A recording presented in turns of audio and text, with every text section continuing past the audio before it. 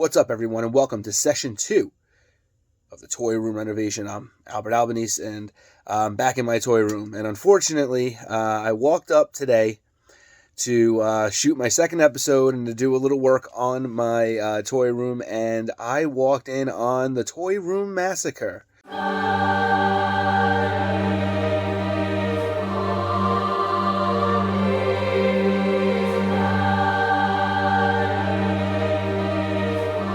So as you can see, this makes more work for me to do.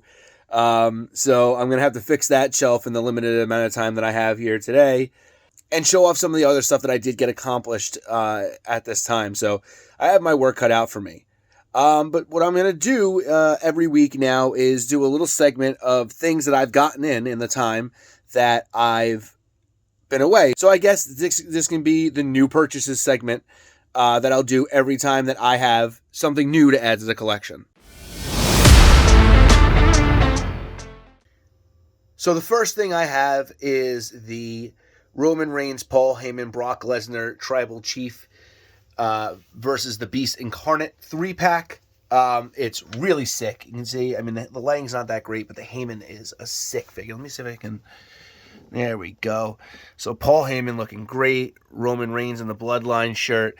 Cowboy Brock. I kind of initially got this out of FOMO because it wasn't something I was really looking for. But I didn't have that Paul Heyman, and he's a very big character in the Roman Reigns storyline. So I wanted to ensure that I had to add him to my collection. And there's always room for Cowboy Brock and another one of Roman Reigns on this record-setting 3-year reign that he's on. And next I have the uncensored collection, formerly known as Chella Toys, the Dynamite Kid figure. This is going to go right in with my British Bulldog figure. It's going to go right up next to it in my display. As you can see, man, it looks sick. It's such a good figure. I'm going to unbox it, and once I do, I'm going to kind of give a better look at what he looks like next to the British Bulldog. So as you can see, over here we have the British Bulldog, Davey Boy Smith, in with my collection.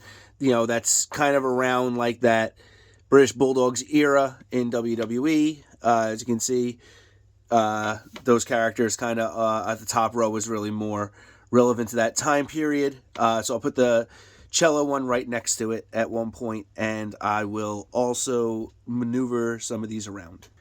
And finally, to add in with the retro collection, I have the Cella Al Snow. I love this Wrestling Megastars line. I think this Al Snow looks great. It's going to fit in really well with all of my other figures that we have.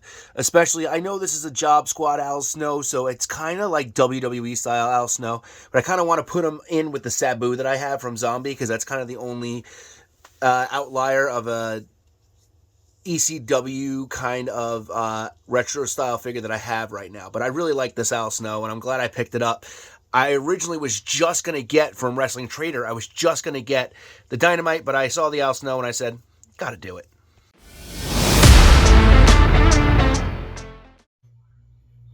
Alright, so the first thing that I did is I fixed up this NWO shelf. NWO versus WCW. So as you can see from here over, this is all the NWO guys that I have as of right now. You got Rodman peeking out in the back there. And, you know, it's looking pretty good so far. And then the opposition, with Sting leading the charge. You can't really see Macho's face because of Goldberg's hand, which is a little bit upsetting on my part. There we go. All right, that's fine. So at least that one started. And then I'm going to have to then do a little bit more on the second shelf. The next thing I did was open up some of the Inner Circle members. You can see Sammy Guevara, Jake Hager, and Chris Jericho, and added into my faction wall. Really cool here. I'm going to knock over everything just to show you guys this, but because it's cool. Hager even has the IC for the Inner Circle on the side of his head on this figure. Pretty badass. Didn't realize that until I opened it. So yeah, I got the Inner Circle up now on the faction wall. So I have an open spot now on this faction wall, which I have to figure out what to fill with. All right, and finally, I guess this is just the start of what I'm doing with the Ruthless Aggression shelf. So these are just preliminary layouts just to try to fit people in there. I'm trying to figure out what the layout's going to be.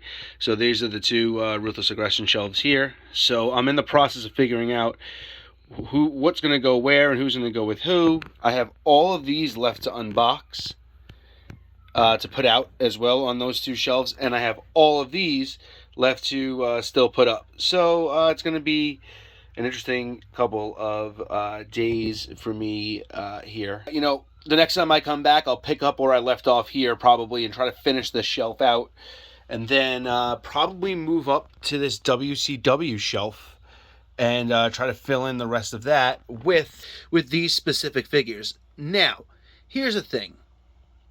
I know that I have that Vader in there, which is a WCW era Vader, and it's a WCW era shelf. But I already have this one out, right? And he's got like the Mastodon mask there at the bottom, and he's got kind of like the full overhead mask on, which is more of his New Japan style. I have the alternate head, but I'm starting to think that maybe if I just put this version up on the WCW shelf, it kind of just counts, and then I can put something else in this spot. So that'll save me, and then maybe I'll keep that Vader for safekeeping just in case. So that's a plan right now as well. All right, thank you guys for joining me here for session 2 of the Toy Room vlog.